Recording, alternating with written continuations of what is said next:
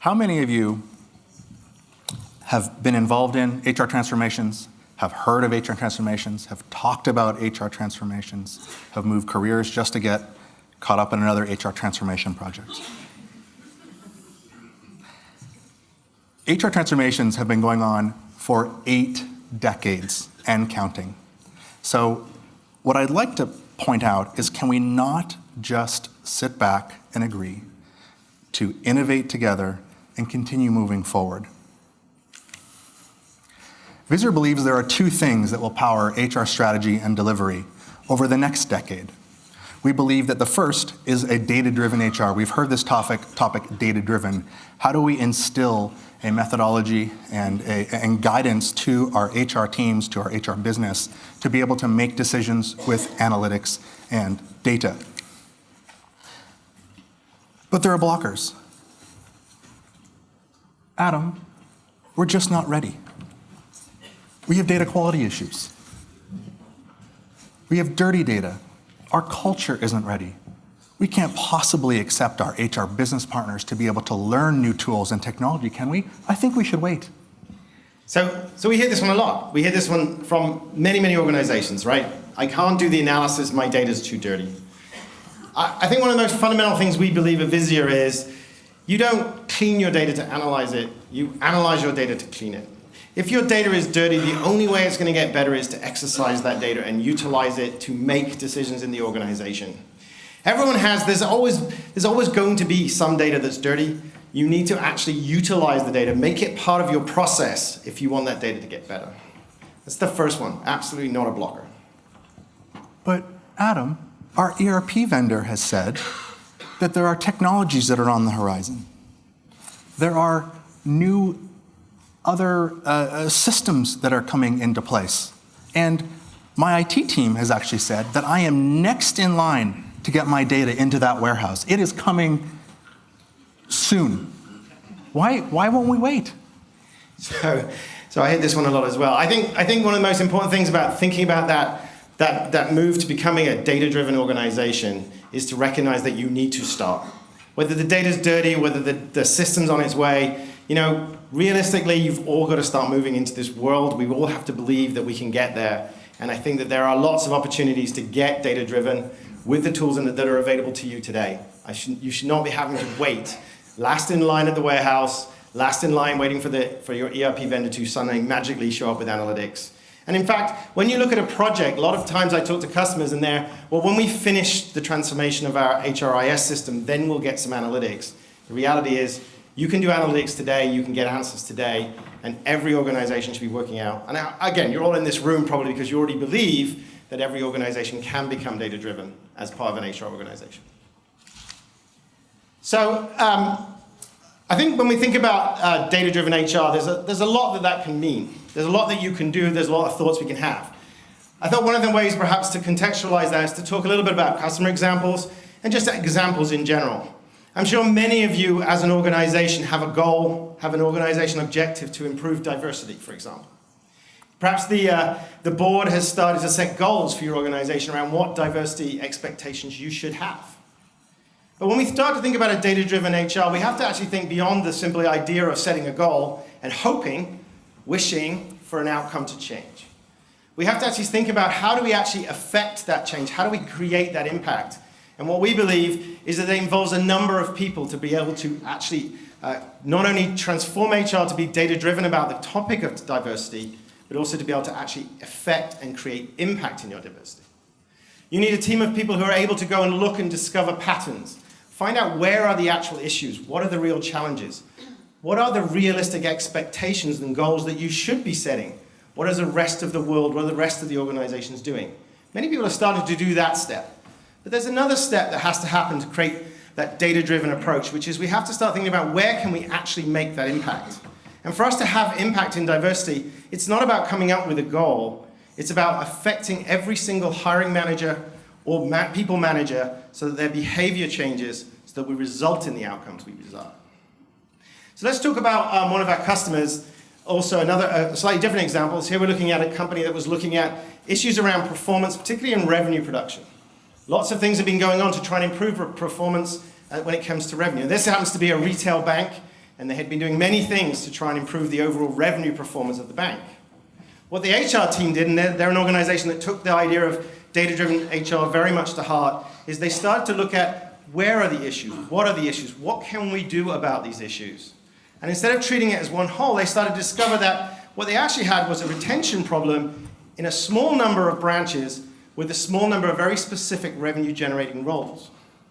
By being able to focus the team down to actually have the HR business intervene in those branches, talk to the hiring managers, talk to the teams there, and solve the problems locally, they've been able to have an impact of over 44% reduction in turnover in these specific roles in those specific branches. They became data-driven. They started to focus their efforts where it can have an impact and change the way the business works.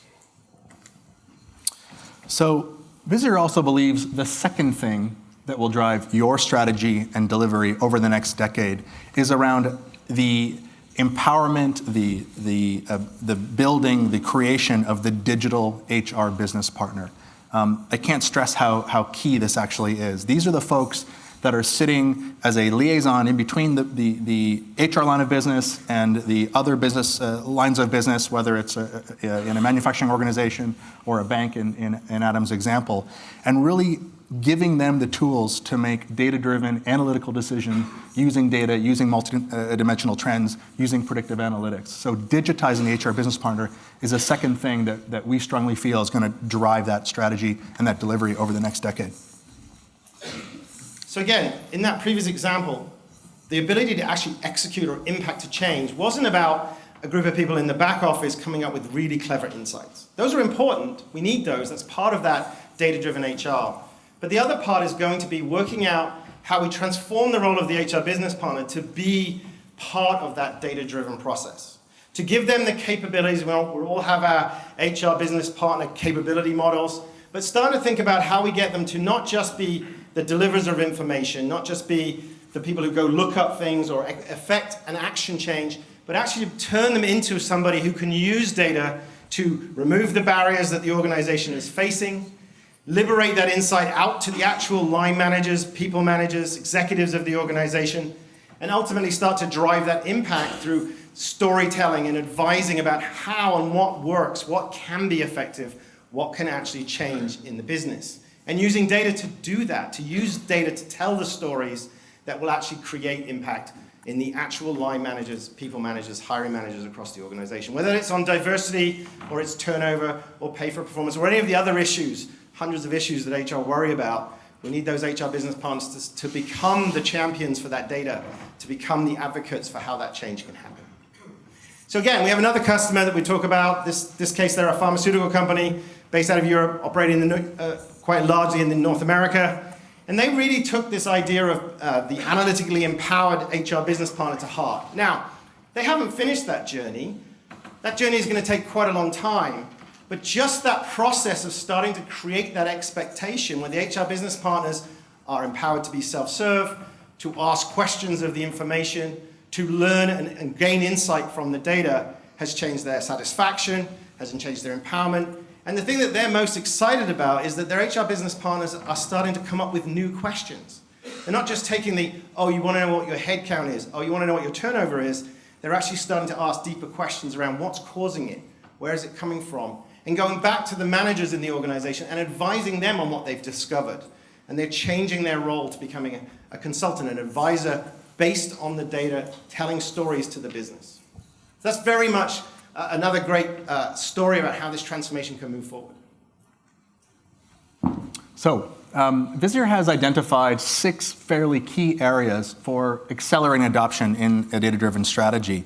We don't have time to go through each of them today, but what I really would recommend is you come by and speak to us, because it's one thing to have an incredible solution, great technology, wonderful customers, but being able to drive that adoption within your organizations still absolutely has to happen for a really successful project. And I think these areas really do speak for themselves. So please come by and speak to us further.